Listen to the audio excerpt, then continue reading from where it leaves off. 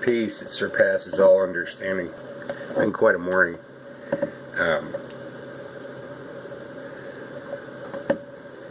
Yes, by the way, I do have other clothing.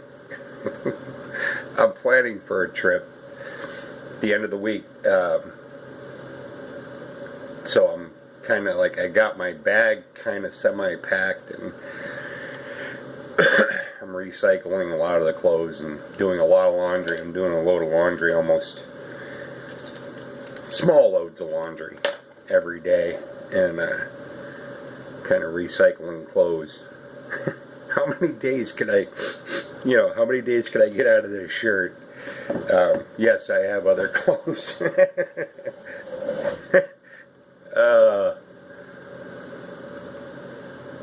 Oh, good stuff. So today, like I shared something. I'm new to Instagram. It seems a lot. It seems a lot like Facebook. A lot of similarities. But I shared a post regarding. You've probably seen it on Facebook. A post where there's a priest, an active priest, sharing his opinions about heaven and hell, and how, from his point of view, he firmly believes that the idea of this eternal reward or this eternal punishment it basically was made up by the church. Made up by the church and government and the financial system to keep us in line. The fear of an eternal punishment. You be good or else. And it's something I resonate with definitely wholeheartedly. I'm like, and I don't care what religion. And from my experience, my background is Christian based, but I've looked at most of them on some level. Any organized religion, virtually at some point all of them, and I would tend to agree with what this priest was saying. That these ideas of heaven and hell, reward and punishment, are in place, have been put in place by the few to control the many. And I do agree with that. Excuse me.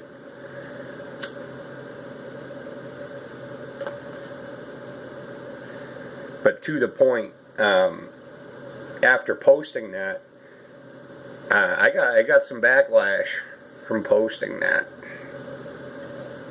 and to which I will say, with a full and open heart, ask if you stumble across this video and you were one of those folks who had an issue with what that priest was saying, or the fact that I agree with what that priest was saying, and that bothers you, I would simply ask that you ask yourself, why does that bother you? And I'll tell you, I'll speak from my own experience.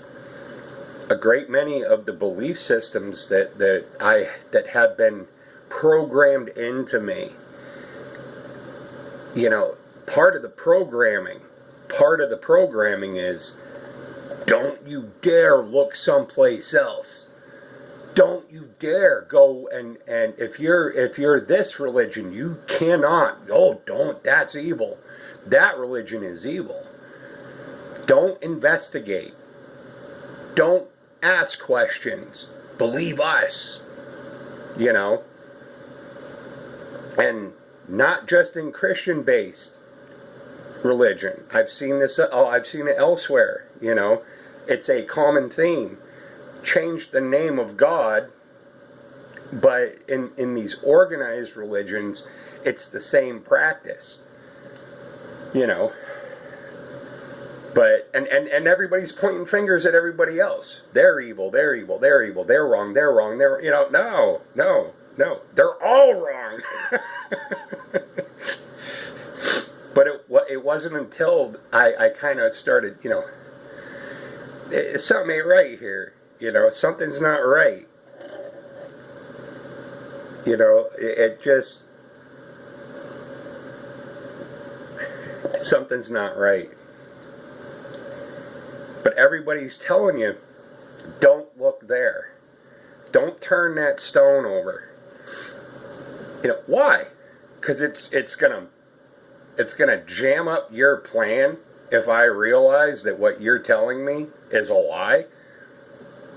You know, if I have incontrovertible proof that what you just told me about heaven and hell, or reward and punishment, or whatever the dogma is in your particular religion, and I go and I do some research, I actually have to get off my ass, stop taking everything that I'm being told as the gospel of truth, and go, well, where did that come from? Like, where did that belief system come from? Where did that idea come from? How did that scripture or those texts come into play?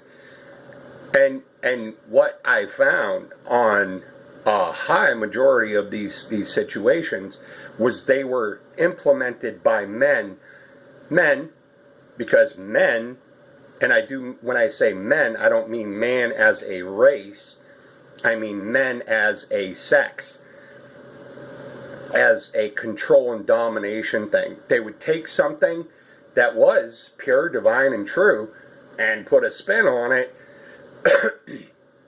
to serve the few who were trying to control the many. You know, twisted stuff, man. Twisted stuff. Beyond twisted. Beyond twisted. And going back to some of the backlash that I experienced posting that, I consider when, you know, I was under that illusion. I myself was under that illusion that this was true. I was right. They were wrong. And when somebody, you know, and in my particular case, it wasn't an individual, it wasn't a particular religion or belief system that popped out and, hey, you know, question authority, you know. It was something that kind of happened inside, you know, even from a very young age. You know, looking back, you know, I at a very young age, I was a Catholic altar boy, you know, and that was very short-lived. Very short-lived. But I had just enough experience in the Bible, or with the Bible, where it says, you know, make no graven image, you know, unto you for the purposes of worship, whatever, right? And here I am, I'm an altar boy walking around a church, going and kneeling in front of statues made out of plaster, or wood, or concrete, or, you know, in some situations, you know, they were actual carved statues. It's a rock. It's a piece of wood. It's plaster. It's concrete. And I'm kneeling in front of this, like, it didn't make any sense to me. You know? The hypocrisy.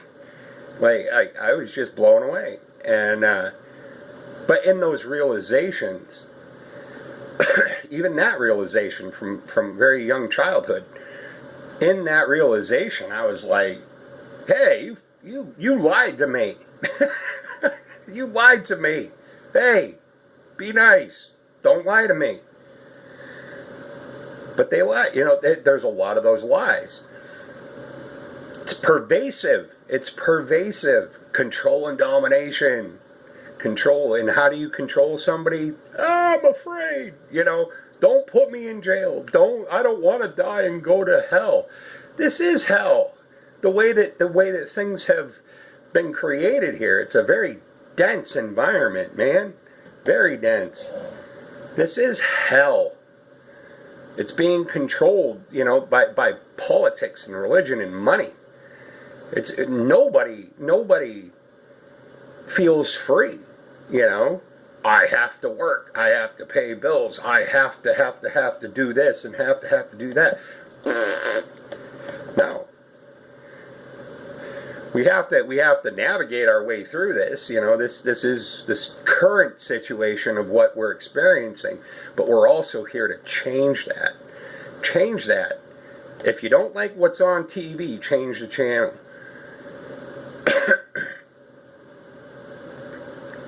Clearing. Interesting stuff. Coffee's good today. I need something on my throat, boy. But this idea, I keep going back to this backlash that I experienced making that post. And over the past week, I live in Maine, vacation land. And I've made jokes about it in the past, but, there's a saying, at least in this area, and I'm sure other people can relate to this, when you live in a vacation area, you never realize how many friends and family you have until you live in a vacation area, because during the summer, man, they all flock, So over the course of the past week, I've had blood family from my childhood up here in Maine. They're not staying with me in my house, but they're close by, and spending a lot of time with my family, and it can be a truly wonderful thing. Awesome, amazing. Extended family, brother-in-laws. I feel a certain connection to my brother-in-law, and brother-in-law. He's married to my niece, and I enjoy his company. There's a certain calm and a certain peace about him that I resonate with. Especially in the face of chaos. And it's an awesome thing. I don't know if you're going to see this, but Carl, brother, I love you, man.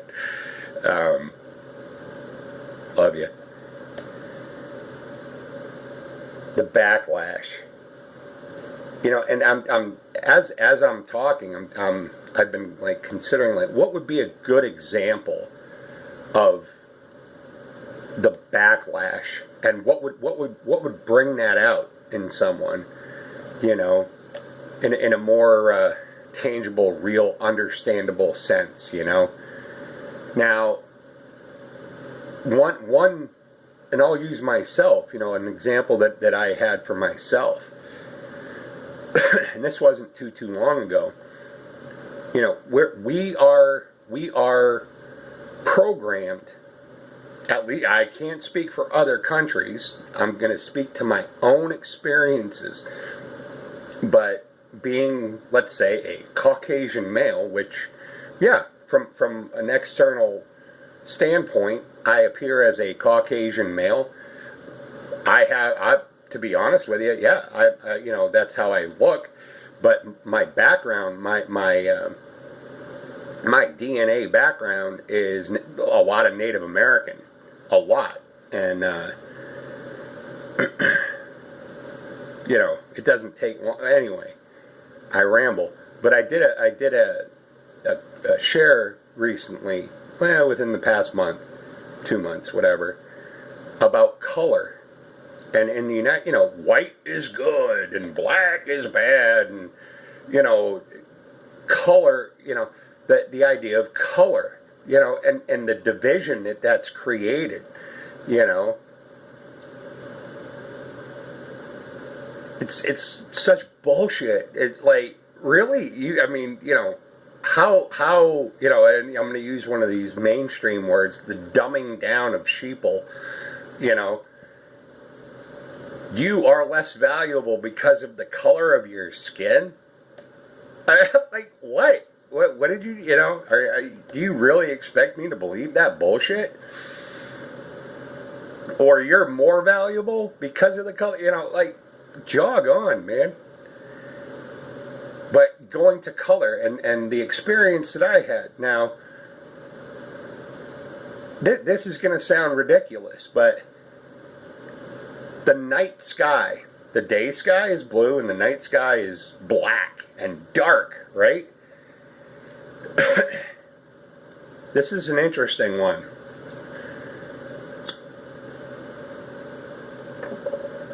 Excuse me. He needs to stop complaining about his throat and coughing. He's smoking cigarettes. Yes, I am. No judgment.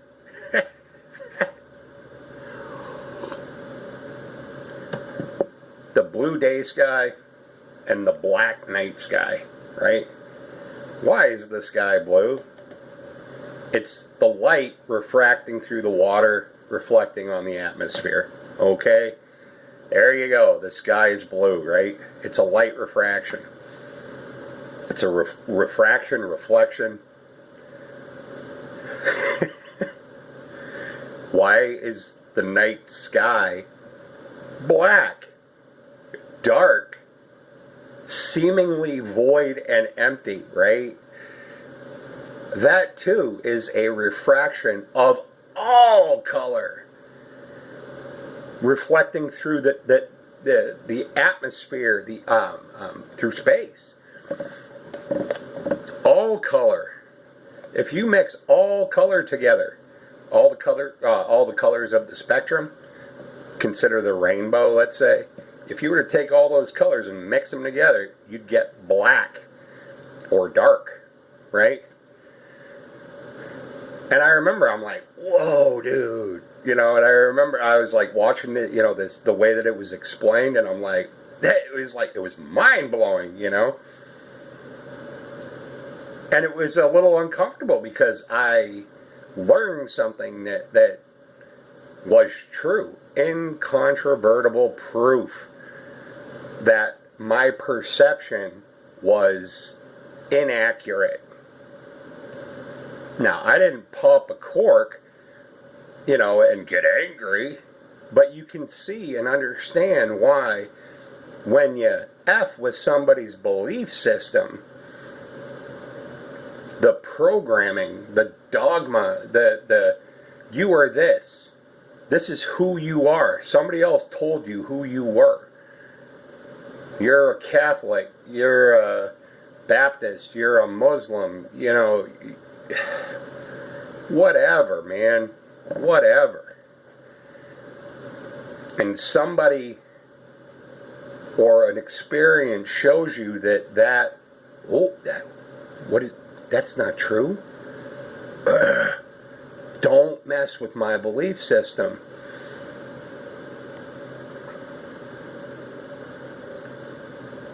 If you have to defend your belief system, you need to start thinking about that. If you have to defend it. If it's the truth doesn't need defending. The truth is the truth.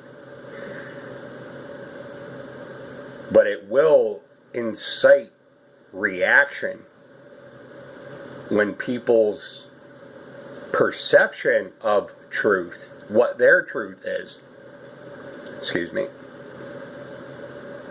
if something comes in and bumps it out of the way, well, my world has just become unstable. Yeah. When you start seeing through the deceptions of how we are programmed to believe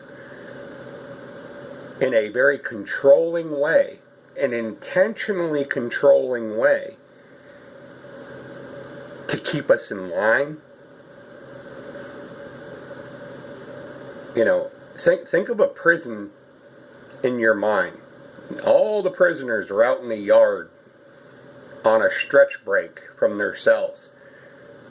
And there's one guy up on the fence, up in the tower with a gun. One guy with one gun. And there's 200 prisoners in the yard. One guy with one gun. That one guy up in the tower with that gun is controlling all of those prisoners. How is he doing that? Fear. Right?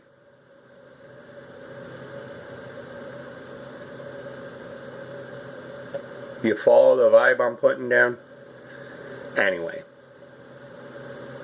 It was an interesting way to wake up this morning to see these reactions, how people react.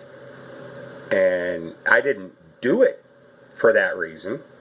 I did it because I actually genuinely believe what this man, I tend to believe what he was suggesting, you know. That these ideas of heaven and hell, reward and punishment, control and domination, through education, through the banking system, through politics, through religion. You know, there's an agenda, man, and it doesn't have our best interest at heart. But by talking about it and bringing it out in the open and you know, maybe there is something to this, you know. I've always kind of thought and felt like, yeah, there is something to this. You know, we've been turned into, you know, instead of being free souls who have divinely, have been placed here divinely for an experience, we've been turned into these, I don't, you know, we've been turned into slaves. You're free. I'm free. And anybody who starts saying that, you know, that small percentage of people who don't have our best interest at heart, it rattles the cage. But there are those some people who have been institutionalized or have that mindset programming that when anything disturbs that, it bothers them bad. It you know, incites anger in them because you're disrupting the cart. You know, they're in that fear mindset.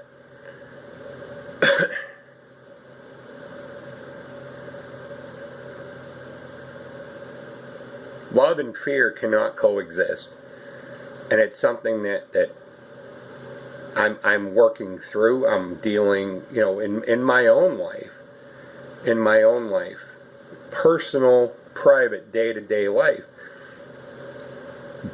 seeing my patterns of how fear and domination has controlled me, and it's in society, it's in religion, it's in politics, it's in family, close blood family. Where we're bouncing all these fear ideas off of each other. You know, I need a new job, I need a better house, bills and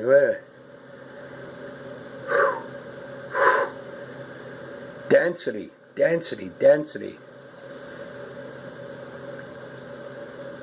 And to see things clearly, I am free. And when you start embracing that you are free, I am free, and people around you, they see it in you, like there's something different about this person. They see it in you, and it's frightening. He's in the same jail cell as I am, but his mind is free, his heart is free, his soul is free. Yeah, it is. Because I see the illusion. You know, I'm seeing it more clearly every day. how deep that illusion goes. And I want to bring everybody with me because I love, I'm just blown away on a daily basis, like the experiences that I get to have and that are afforded to me, and that divinely coincidental, just like, whoa,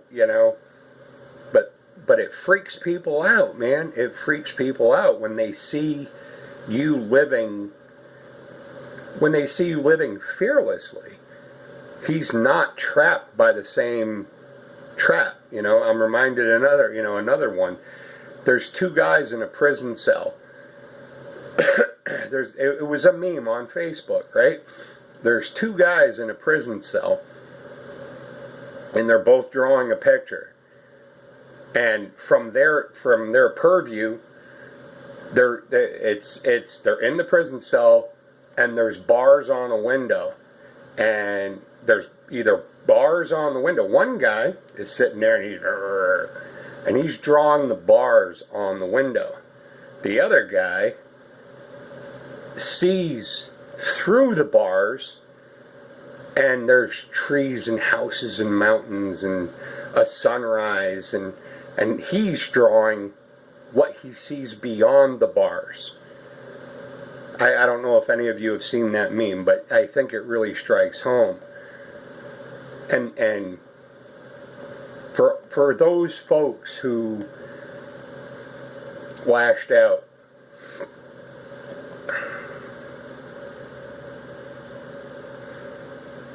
full and open heart. I'm not, you're tipping over your own apple cart because you're realizing and you're waking up and you're seeing things that it's not me tipping your apple cart, it's you. I have a responsibility that, the grass is greener over here, guys. It really is greener. Freedom is a wonderful, wonderful thing. And you don't realize how enslaved. I did not realize how enslaved I was by simple freaking ideas. The idea of heaven and hell, reward and punishment, fear and domination. You can't grasp it. A good example is, have you ever been really, really, really sick? Okay, you've been really sick, and then a week later the cold passes, the sickness passes, and I feel great. And then you look back and you say, wow, I was really sick. I had a really bad, and it's the same thing. You look back and you go, wow, I was lied to. And you see the lie, and you just go, wow, I was in that pretty deep, myself included. I'm not singling anybody out, but I look back and I go, wow, I was really sick. I was really into that mindset of fear and domination. Yes, sir. You're free. I'm free. Have the courage to walk through the gate and go beyond. It's frightening. Yes, it is. It's frightening. What's out there? I'm here to tell you, it's wonderful. It's awesome. It's awesome. It's awesome. The world doesn't change. We do. And then we change ourselves. And then we go back and we change the world. And it's an awesome ride. Hang loose, you guys. What are you working so hard for? I love you. Enjoy a peace that surpasses all understanding. Have a wonderful day. I'm out.